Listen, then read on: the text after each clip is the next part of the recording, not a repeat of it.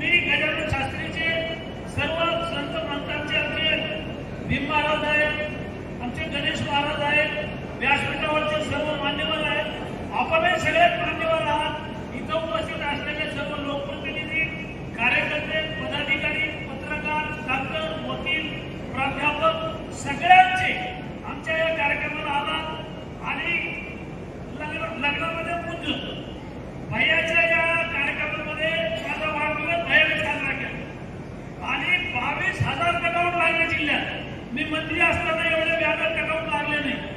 सगळ्या जालना शहरासह पूर्ण गावागावामध्ये जिल्ह्यामध्ये माझा वाढदिवस साजरा केला कार्यकर्त्यांनी।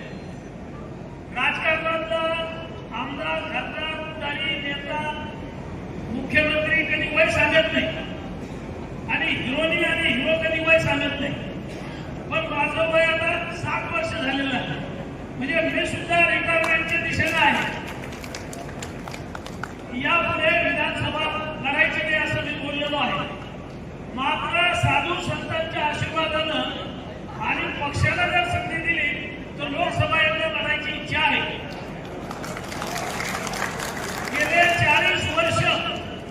गेले 40 वर्ष एकाही गावात 1 रुपयाची दारू बंद पाडली नाही।